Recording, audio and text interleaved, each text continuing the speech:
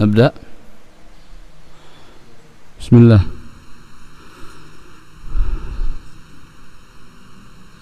السلام عليكم ورحمة الله وبركاته. الحمد لله رب العالمين، وبه نستعين على أمور الدنيا والدين،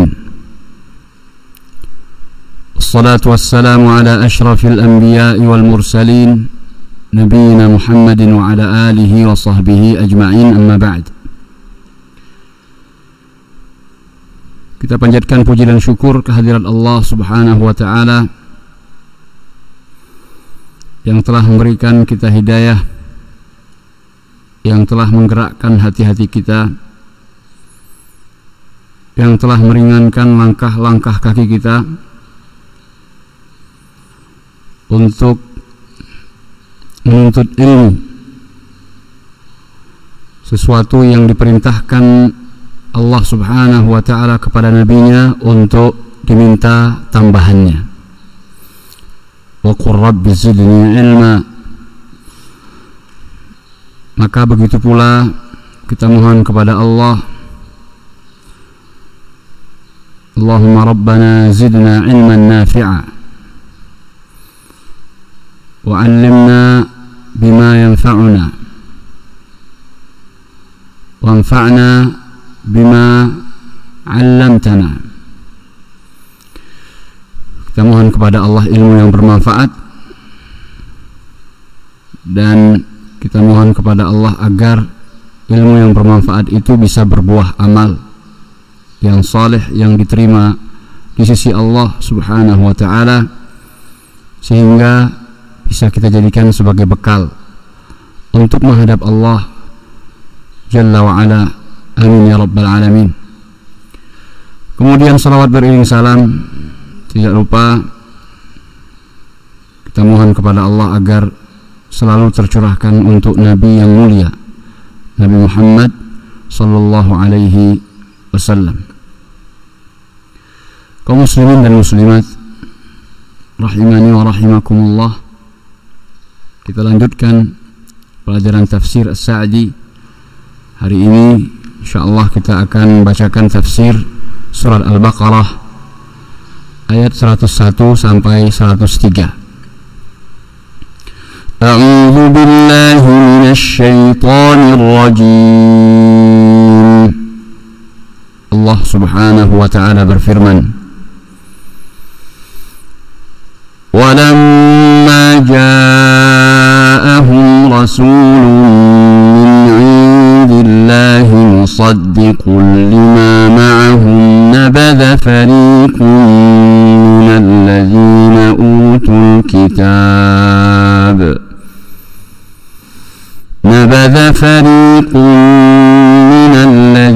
أوتوا الكتاب كتاب الله وراء ظهورهم كأنهم لا يعلمون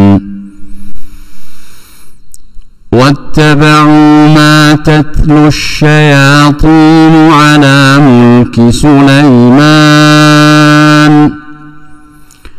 وما كفر سليمان ولكن الشياطين كفروا يعلمون الناس السحر وما أنزل على الملكين ببابل هاروت وماروت وما يعلمان من أحد حتى يقولا إنما نحن فتنة فلا تكفر فيتعلمون منهما ما يفرقون به بين المرء وزوجه وما هم بضارين به من أحد إلا بإذن الله ويتعلمون ما يضرهم ولا ينفعهم ولقد علموا لمن اشتراه ما له في الآخرة من خلاق ولبئس ما شروا به أنفسهم لو كانوا يعلمون ولو أنهم آمنوا واتقوا لمثوبة من عند الله خير لو كانوا يعلمون.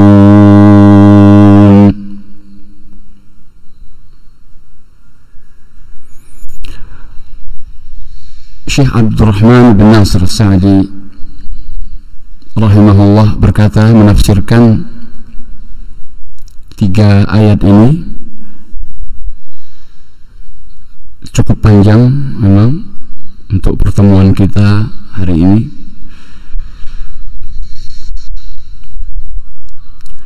Namun sebelumnya kita artikan terlebih dahulu. Dan tatkala datang kepada mereka seorang Rasul dari sisi Allah yang membenarkan apa yang ada pada mereka, kitab yang ada pada mereka, maka sekelompok dari orang-orang yang diberikan kitab melemparkan kitab Allah ke belakang punggung mereka, seakan-akan mereka tidak mengetahui, dan mereka mengikuti apa yang dibacakan oleh setan-setan berupa sihir yang ada pada masa kerajaan Sulaiman. Dan tidaklah Sulaiman itu kafir, melainkan akan tetapi setan-setan itulah yang kafir. Mereka mengajarkan manusia sihir, dan apa yang diturunkan kepada 2 orang malaikat di negeri Babel, yaitu Harut dan Marut. Dan tidaklah kedua malaikat itu mengajarkan sihir kepada seorang pun, kecuali setelah mereka mengatakan kepadanya, sesungguhnya kami adalah ujian, maka janganlah engkau kafir. Maka akhirnya mereka pun belajar dari keduanya sesuatu yang dapat memisahkan antara seseorang dengan istrinya. Dan tidaklah orang-orang yang belajar sihir itu memudaratkan dengan sihir mereka seorang pun kecuali dengan izin Allah. Dan mereka mempelajari apa yang tidak memudaratkan mereka dan tidak memberikan manfaat untuk mereka.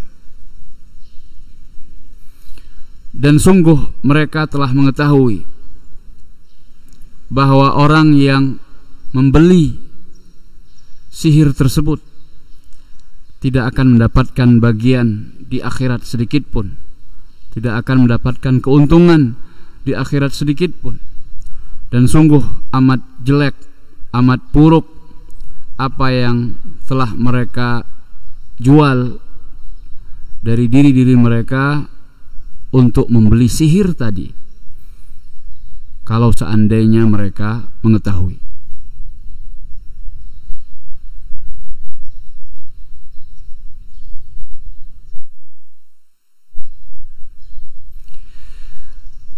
Kalau seandainya mereka beriman dan bertakwa, tentunya pahala dari sisi Allah itu lebih baik bagi mereka, kalau seandainya mereka mengetahui. Syekh As-Sa'di mengatakan, walamma ja'ahum, tatkala datang kepada mereka, ay walamma ja'ahum hadzal rasulul karim, yaitu ketika Rasul yang mulia ini mendatangi mereka bil kitabil azim, dengan membawa Al-Quran, kitab yang agung, bil haqqil muwafiq lima ma'ahum, datang dengan kebenaran yang sesuai dengan apa yang sudah ada pada mereka, sesuai dengan kitab suci yang telah diturunkan untuk mereka. Wa kanu yaz'umuna annahum mutamassikuna bi kitabihim, dan mereka mengaku kalau mereka adalah orang-orang yang memegang teguh kitab suci mereka.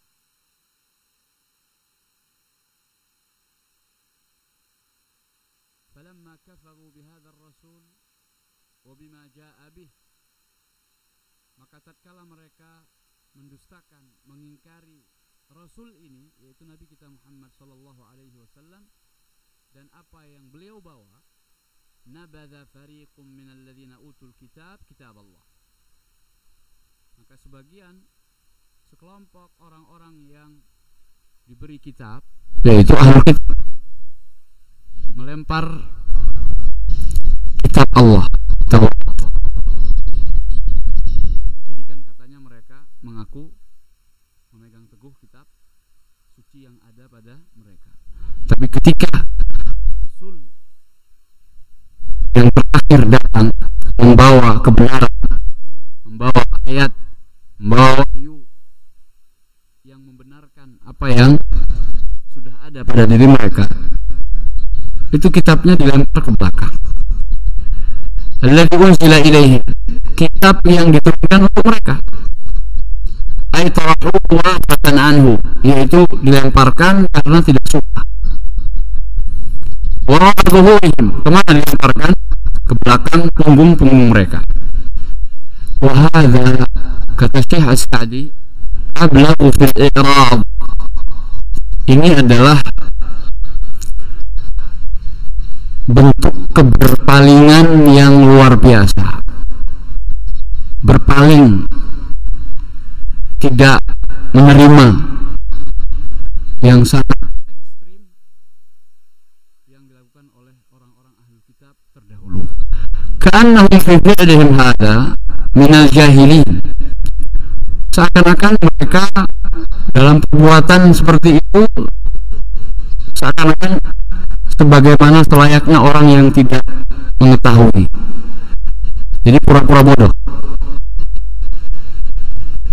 lempar sesuatu ke belakang seperti menyembunyikan sesuatu, terus berekspresi seperti orang lugu, orang bodoh, orang polos yang tidak mengerti apa-apa.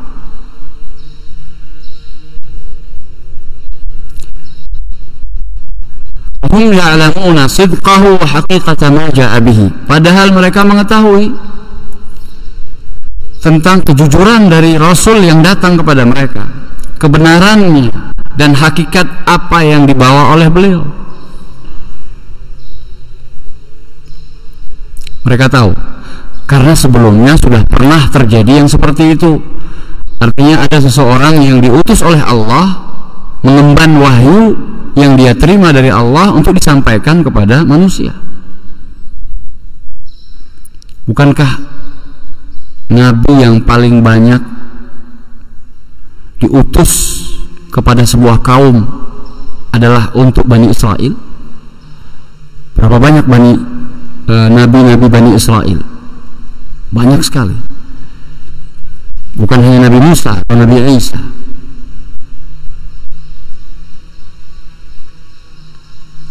Tabayyana bihadza, maka menjadi jelaslah dengan ini, anna hadzal fariqa min ahli alkitab lam yabqa fi aydihim syai'un haitsu lam yu'minu bihadzal rasul, bahwa sekelompok dari ahli kitab, orang-orang Bani Israel yang telah diberi kitab Taurat ataupun Injil, lam yabqa fi aydihim syai'un, tidak tersisa di tangan-tangan mereka sedikit pun, haitsu lam yu'minu bihadzal rasul, di mana mereka tidak beriman kepada rasul ini. Fasara kufruhum bihi kufran bi kitabihim min haitsu la yash'urun, maka kekafiran mereka, kedustaan yang mereka lakukan, pendustaan yang mereka lakukan terhadap Rasul ini adalah kekufuran terhadap kitab mereka sendiri tanpa mereka sadari. Jadi secara tidak sadar mereka justru mengkufuri kitab suci mereka sendiri. Karena di dalam kitab suci mereka ada keterangan tentang akan datangnya Rasul yang terakhir dengan ciri-ciri dan sifat-sifat yang sangat jelas.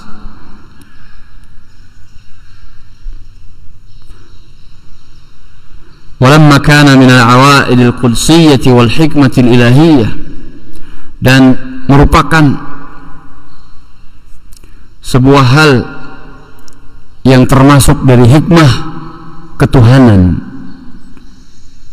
hikmah ilahiyah,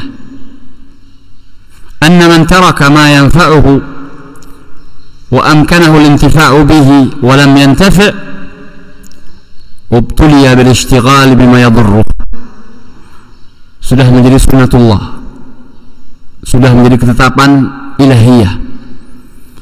Barang siapa yang meninggalkan sesuatu yang bermanfaat dan mungkin untuk memanfaatkan sesuatu tersebut, tetapi dia tinggalkan, maka dia akan diuji, akan diberi cobaan, disibukkan dengan sesuatu yang memudaratkan atau yang membahayakannya. Faman taraka ibadatar rahman ubtuliya bi ibadatil awthan. Barang siapa yang meninggalkan ibadah kepada Ar-Rahman, pada Allah, maka akan dialihkan menjadi beribadah kepada awthan, kepada wathan, kepada sesembahan-sembahan selain Allah.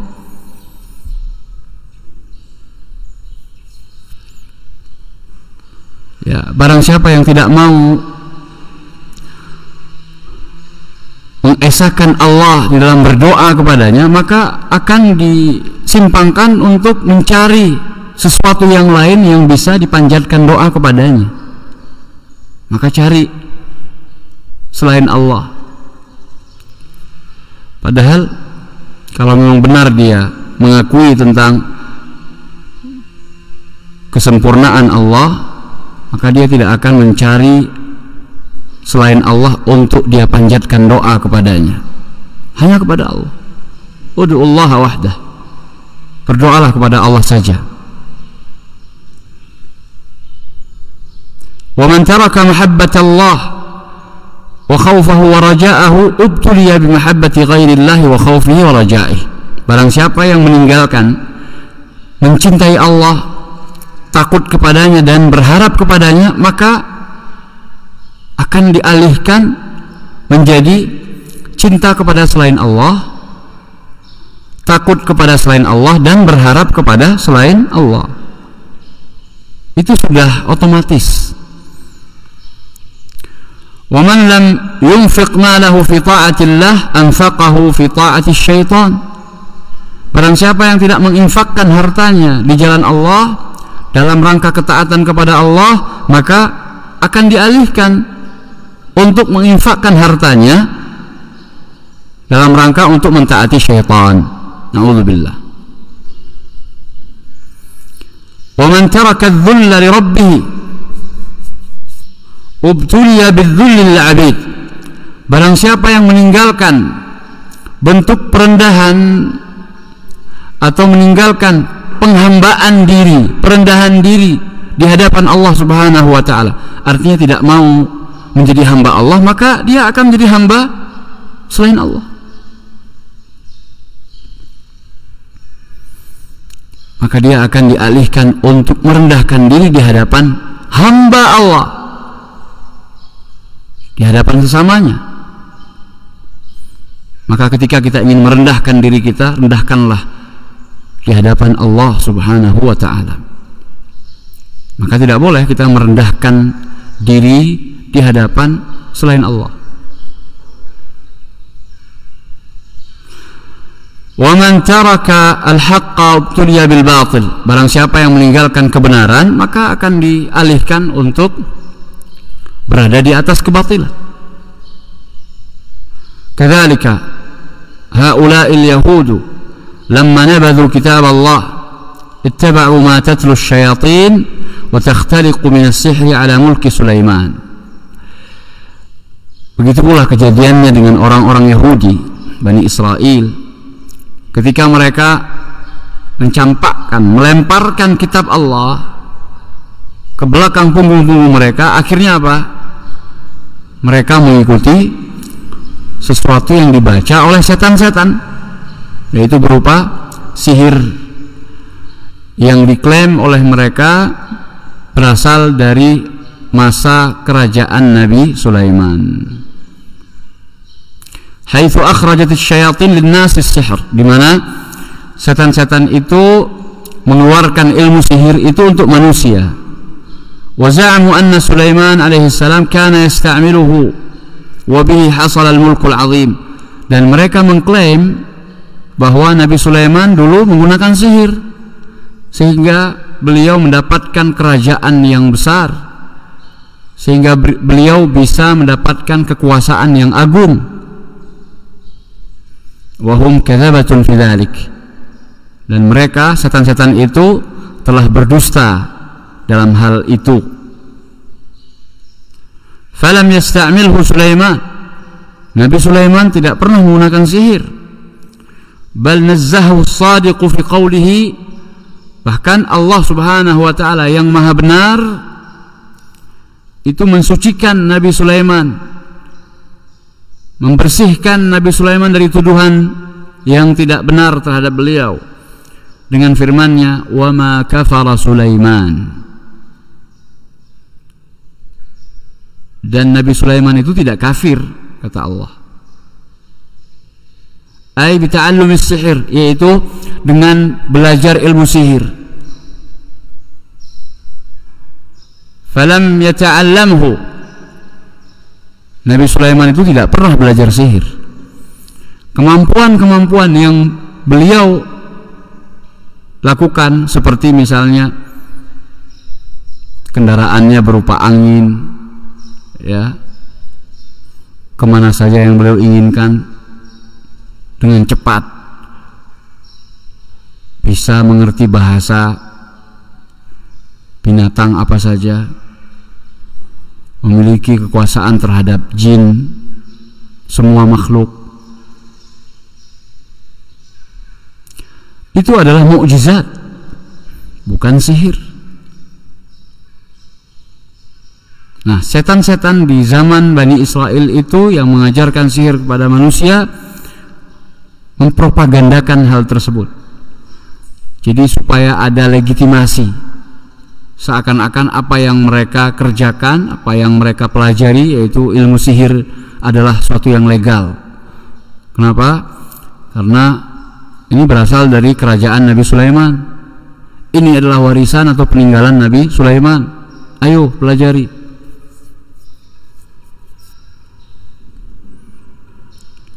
Dibantah oleh Allah Subhanahu wa taala, wa ma kafara Sulaiman. Sulaiman itu tidak kafir karena dia tidak belajar sihir. Yang kafir siapa? Walakinna syayatin kafaru, akan tetapi setan-setan itulah yang kafir. Fi dzalika, dalam hal yang demikian itu, yu'allimuna an-nasa as-sihr.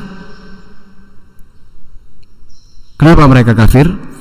Mereka mengajarkan manusia sihir.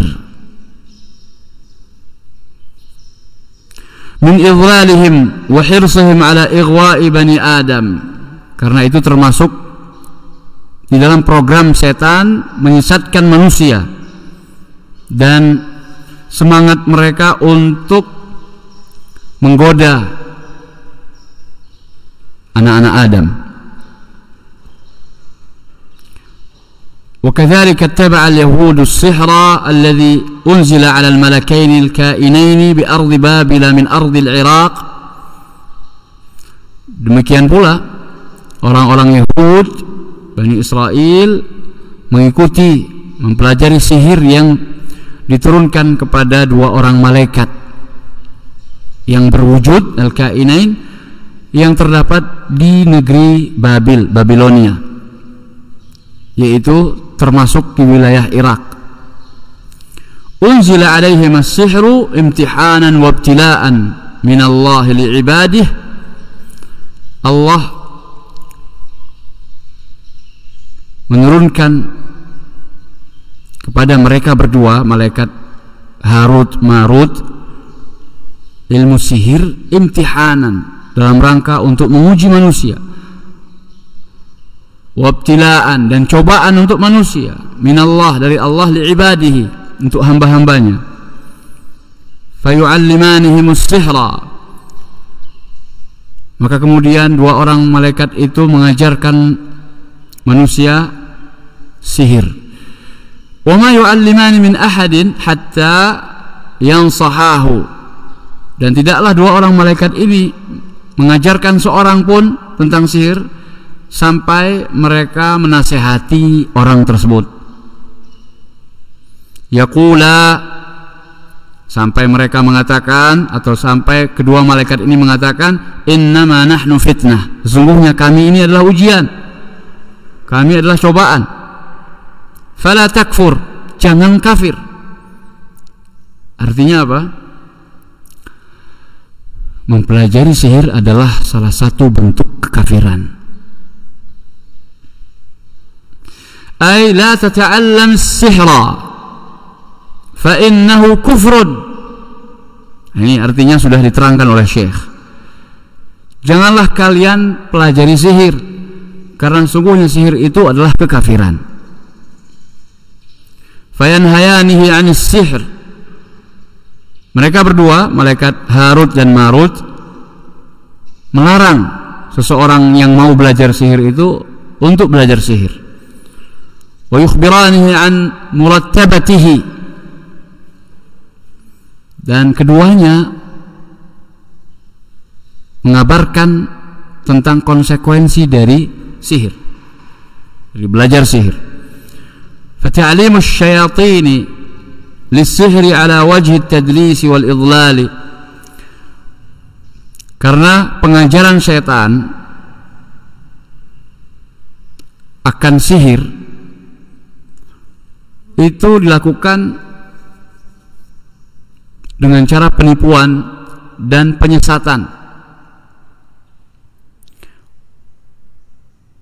Wa nisbatuhu wa tarwijuhu ila man barra'ahu Allah minhu wa huwa Sulaiman alaihissalam, dan dengan atau di atas propaganda mereka menisbatkan sihir tersebut kepada Nabi Sulaiman yang disucikan oleh Allah namanya, terhadap tuduhan-tuduhan dusta yang dialamatkan kepada beliau Nabi Sulaiman alaihissalam. Wa ta'limul malakaini, adapun pengajaran dua orang malaikat terhadap sihir atau akan ilmu sihir, imtihanan, itu adalah cobaan, ujian, ma'a nushihima, yang disertai dengan nasihat dari keduanya, li'alla yakuna lahum hujjah, supaya lepas tanggung jawab mereka berdua. Jadi Allah kalau menetapkan sesuatu pasti ada hikmahnya. Nah, hikmahnya diantaranya adalah ujian bagi manusia.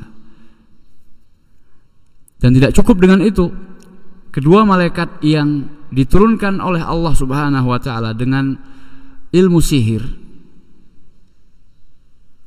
mereka mengatakan terlebih dahulu sebelum mengajarkan ilmu sihir tadi, ini di masa Bani Israel ya, mereka mengatakan dan menasihati, jangan kafir, ya, jangan pelajari ilmu sihir, karena sihir itu adalah kekafiran. Loh, tapi kok diajarkan juga? Kenapa Allah memberikan kemampuan kepada dua malaikat tersebut untuk mengajarkan manusia sesuatu yang tidak baik, sihir. Kan sihir tidak baik, kafiran. Tapi kok malah ada kesempatan untuk belajar itu. Itulah ketetapan Allah Subhanahu wa taala. Setan atau iblis itu tidak baik. Kenapa diciptakan oleh Allah? Imtihanan, ujian, supaya jelas mana yang menjadi musuh syaitan, mana yang menjadi pengikut syaitan. Sehingga musuh syaitan berhak untuk masuk ke dalam surga, sedangkan pengikut syaitan ya bareng-bareng bersamanya ke neraka. Na'udzubillah minan nar. Hikmah Allah Subhanahu wa taala.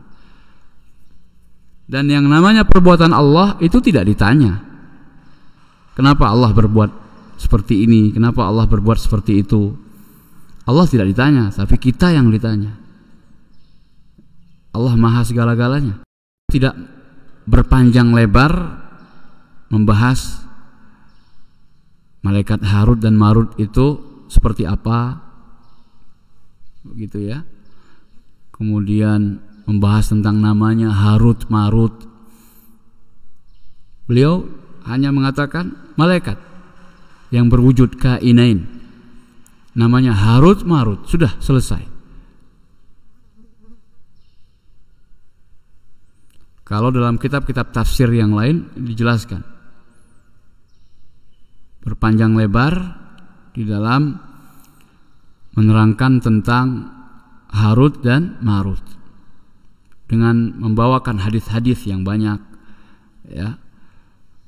Ya, itu metode para ulama di dalam menafsirkan. Makanya tafsir Sa'di ringkas karena lebih bertumpu dan berfokus pada makna.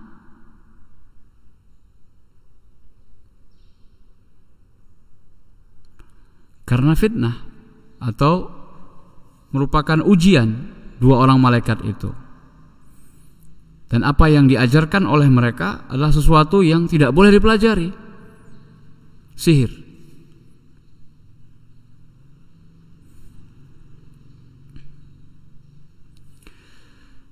Ma'a nushihima li'alla yakuna lahum hujjah. Mereka berdua, malaikat Harut dan Marut, ini menasihati orang yang mau belajar sihir dari mereka supaya lepas tanggung jawab mereka. Li'alla yakuna lahum hujjah.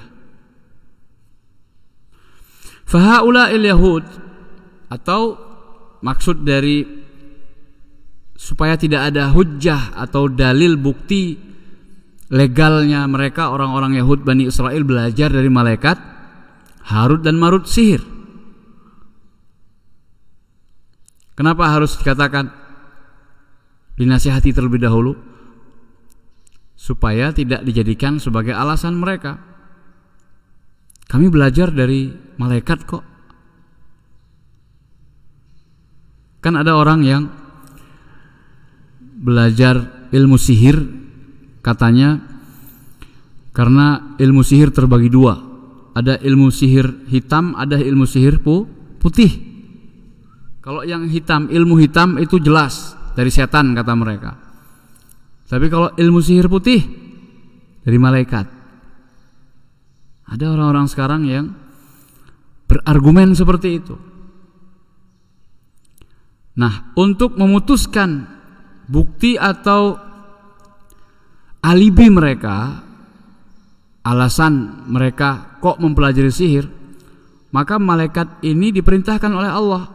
Dua orang malaikat ini diperintahkan untuk mengatakan atau menasihati tadi. Innama nahnu fitnah. Kami ini adalah ujian, cobaan. Fala takfur. Jangan belajar ilmu sihir karena itu kekafiran. Ternyata tetap belajar berarti lebih memilih kekafiran.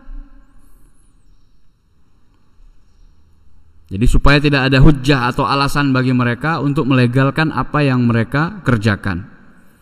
Itu maksudnya kenapa dinasihati terlebih dahulu oleh dua malaikat Harut dan Marut.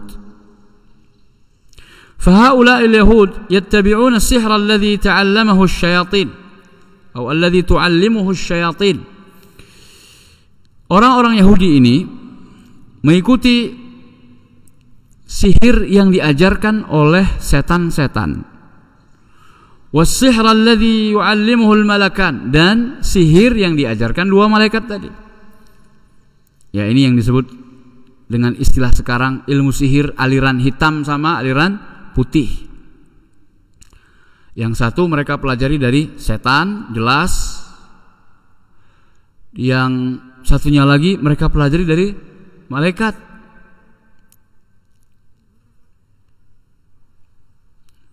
Fataraku ilmal anbiya'i wal mursalin. Mereka meninggalkan ilmu para nabi dan para rasul. Wa aqbalu ala ilmi syayatin. Dan mereka lebih memilih, lebih cenderung, lebih antusias dengan ilmu setan-setan, yaitu sihir. Wa kullun yasbu ila ma yunasibuh. Dan setiap orang atau masing-masing itu memiliki kecenderungan untuk sesuatu yang dia cocoki, yang dia lebih pas dengan sesuatu tersebut, dia akan memilihnya. Orang yang suka dengan ilmu para nabi dan rasul, maka dia akan menuju dan mencari ilmu tersebut. Adapun orang yang lebih suka dengan ilmu setan, dia akan tergerak dan berusaha untuk mencarinya. Wa kullun yasbu ila ma yunasibuh. Thumma dzakara mafasid as-sihr. Kemudian Allah Subhanahu wa taala menyebutkan mafsadat kerusakan dari ilmu sihir. Akibat negatif yang disebabkan oleh ilmu sihir. Faqal, Allah berfirman, فَيَتَعَلَّمُونَ مِنْهُمَا مَا يُفَرِّقُونَ بِهِ بَيْنَ الْمَرْءِ وَزَوْجِهِ.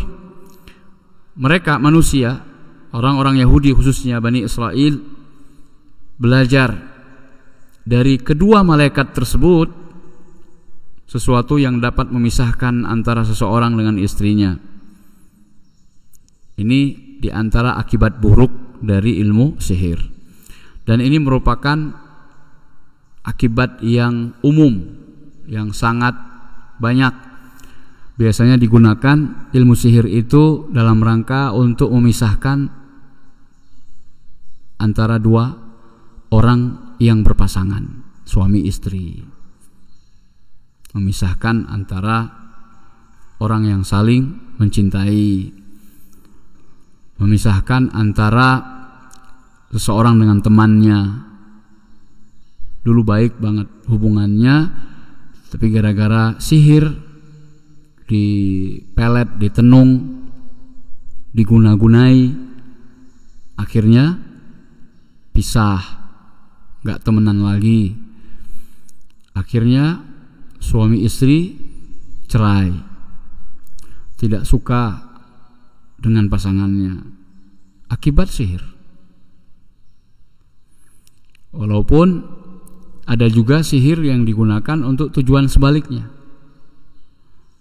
lebih mengeratkan hubungan suami istri, ya, yang biasa disebut dengan pengasihan, supaya seseorang lebih dicintai oleh orang lain, juga pakai sihir.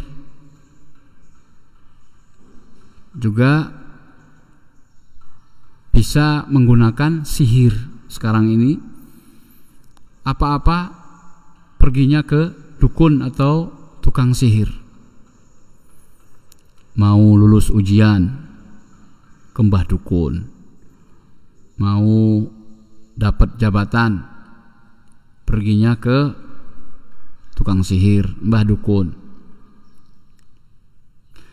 Ma'anna mahabbataz zawjaini la tuqasu bimahabbati ghairihima.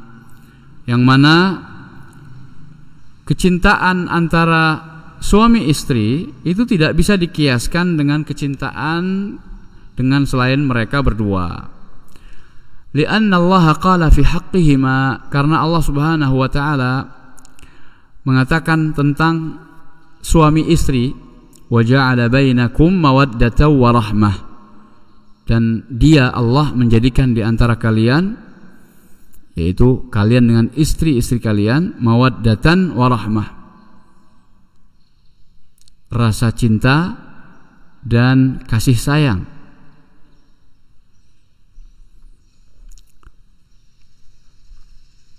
Wa fi hadza dalilun ala anna sihra, maka dalam hal ini terdapat dalil bahwasanya sihir lahu haqiqah, memiliki hakikat. Jadi sihir itu ada hakikatnya, bukan sesuatu yang abstrak, tidak ada hakikatnya. Wa annahu yadhurru biiznillah, dan sihir itu memudaratkan dengan izin Allah, ay bi iradatillah, yaitu dengan kehendak Allah. Wal iznu naw'an, dan yang namanya izin Allah itu ada dua jenis, iznun qadariyun wa iznun syar'i. Izin secara takdir dan izin secara syar'i. Maksudnya apa? Iznun qadariyun wa huwa al-muta'alliqu bi masyiatillah,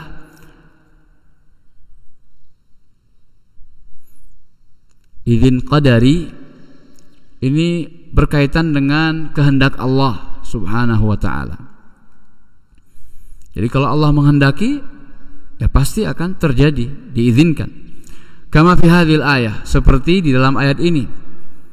Di dalam ayat ini jenis izin yang diberikan oleh Allah adalah izin qadari, yang tidak ada sangkut pautnya dengan kecintaan Allah Subhanahu wa ta'ala ketika memberikan izin tersebut. Wa iznun syar'iyyun, adapun izin syar'i, kama fi qoulihi ta'ala fi al-ayati as-sabiqah, seperti dalam firman Allah di ayat sebelumnya, fa innahu nazzalahu ala qalbika bi iznillah. Izin Allah juga ketika menceritakan tentang Jibril yang dimusuhi oleh orang-orang Yahudi Bani Israel. Sesungguhnya dia, Jibril itu, telah menurunkan Al-Quran kepada hatimu wahai Muhammad biiznillah, dengan izin Allah. Jadi segala sesuatu memang dengan izin Allah, tapi ada yang sifatnya qadari, ada yang sifatnya syar'i. Yang qadari itu yang umum, tidak terkait dengan kecintaan Allah. Tetapi yang syar'i, izin yang syar'i itu izin yang disertai dengan kecintaan Allah Subhanahu wa ta'ala. Artinya Allah mengizinkannya dan ada cinta Allah di sana. Itu izin syar'i. Ketika Allah mengizinkan kita untuk belajar ilmu agama, mempelajari tafsir kalamnya, Allah izinkan ini, kemudahan Allah berikan, berbagai macam fasilitas Allah mudahkan. Ini kan izin Allah semuanya.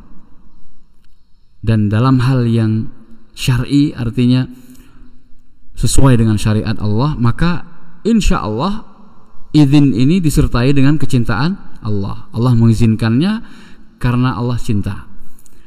Tetapi diizinkannya sesuatu terjadi padahal tidak sesuai dengan syariat Allah, ini izin qadari namanya, atau istilah yang lain izin kauni, karena hanya berkaitan dengan kehendak Allah. Allah memang menghendaki itu, ya. Seperti Allah menghendaki dua orang malaikat di Babilonia yang sengaja diperintah atau diturunkan untuk mengajarkan sihir kepada manusia. Itu atas izin Allah. Pasti itu atas izin Allah. Allah menghendakinya. Tapi tidak melazimkan kecintaan Allah. Ya, itu pun izin atau kehendak Allah, tetapi jenis izinnya disebut dengan izin qadari atau kauni. Seperti izin syaitan membisikkan atau menggoda kita, mengganggu kita. Ada orang yang diganggu jin terus menerus. Itu kan karena diizinkan oleh Allah. Karena pada asalnya jin itu tidak bisa memudaratkan kita kalau nggak diizinkan sama Allah. Sebagaimana ini yang paling jelas, diizinkannya syaitan atau iblis untuk mengganggu Nabi Ayub. Nabi Ayub, bukankah syaitan yang meminta izin untuk menggoda atau menggelincirkan Nabi Ayub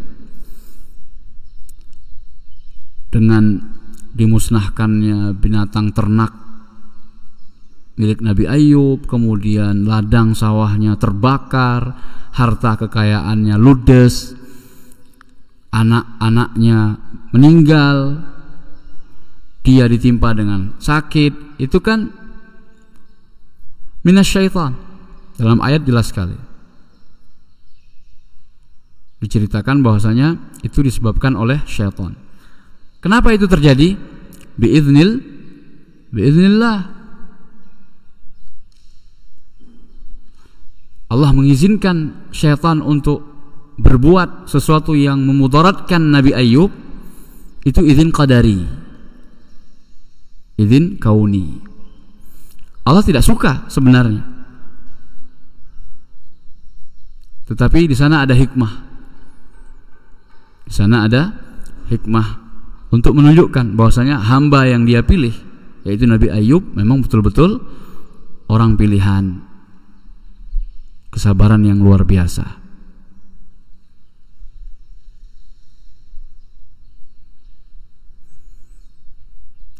Wa fi hadhil ayah wa ma ashbahaha, dan dalam ayat ini serta ayat-ayat yang semisalnya, annal asbaba mahma balagat fi quwwati at-ta'thiri fa innaha tabi'atun lil qada'i wal qadar.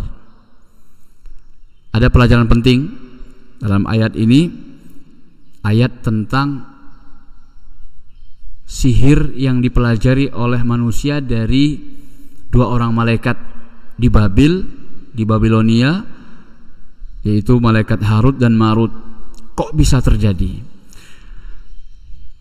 Pelajarannya adalah bahwa segala sebab, bahwasanya sebab-sebab itu betapapun kuat pengaruhnya, maka semuanya kembali kepada qada dan qadar Allah. Semuanya kembali kepada ketetapan dan takdir Allah. Laisat mustaqillatan fit ta'thir. Tidak berdiri sendiri di dalam mempengaruhi atau di dalam pengaruhnya. Artinya sebab itu tidak mungkin berdiri sendiri tanpa kehendak atau izin dari Allah Subhanahu wa ta'ala. Semuanya karena Allah yang memudahkan, Allah yang mengizinkan dan menghendaki. Sebab itu bisa menimbulkan efek. Kalau Allah tidak menghendaki, sebagaimana api yang membakar Nabi Ibrahim, Allah enggak menghendaki efek api itu ada. Kuni bardan wa salaman ala Ibrahim. Api yang memiliki pengaruh atau efek panas itu tidak melukai atau tidak membakar jasad Nabi Ibrahim sedikit pun. Api yang memiliki efek atau pengaruh, dia memakan atau mengkonsumsi oksigen. Api itu kan bisa hidup terus karena ada oksigen. Bagaimana cara kita mematikan api? Beri lawannya, karbon dioksida misalnya. Makanya pemadam kebakaran yang biasa ada di mobil atau di rumah-rumah atau di pom-pom bensin, itu kan isinya karbon dioksida, ya. Karena api itu tidak bisa hidup kalau tidak ada oksigen.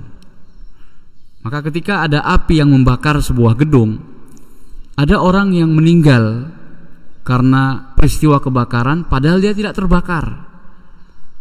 Badannya, jasadnya tidak hangus, tidak gosong, tapi kok mati? Mati karena kehabisan oksigen. Makanya dalam ayat Kuni bardan wa salaman ala Ibrahim, di sana ada dua isyarat bahwasanya api itu mudaratnya bisa dilaksanakan atau terjadi pada dua hal. Kuni bardan, jadilah dingin. Jadi api itu memiliki mudarat panas. Panasnya api itu bisa melukai, bisa memudaratkan. Dan itu dinafikan oleh Allah pada kasus Nabi Ibrahim. Kuni bardan wasalaman, dan menjadi keselamatan buat Ibrahim. Jadi walaupun dilingkup oleh api, Nabi Ibrahim tetap bisa bernafas, bahkan makan anggur, bahkan duduk dengan manisnya, tenang, nikmat, padahal dilingkupi api. Kalau tidak hangus terbakar api, maka seseorang akan mati ketika berada di tengah-tengah api, dilingkupi oleh api. Karena api itu mengurangi dan mengkonsumsi oksigen. Tapi itu dinafikan oleh Allah Subhanahu wa taala. Allah tidak mengizinkan api ketika itu, kala itu, memudaratkan kekasihnya Nabi Ibrahim alaihissalam.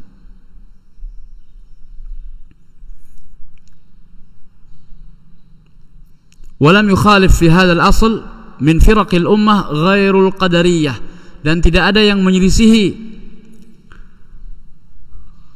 dasar atau landasan ini, ketetapan ini, kaidah ini, kecuali orang-orang qadariyah fi af'alil ibad, dalam hal perbuatan hamba. Za'amu annaha mustaqillatun ghairu tabi'atin lil masyiah. Mereka orang-orang qadariyah itu berkeyakinan bahwa perbuatan hamba itu berdiri sendiri, tidak terkait dan tidak mengikuti kehendak Allah. Nah, ini kesesatan paham qadariyah, orang-orang yang anti takdir, mengatakan bahwa Allah tidak tahu takdir seseorang itu kecuali setelah terjadi. Ini kan sangat melampaui batas ya terhadap Allah Subhanahu wa taala, mengurangi ilmu Allah.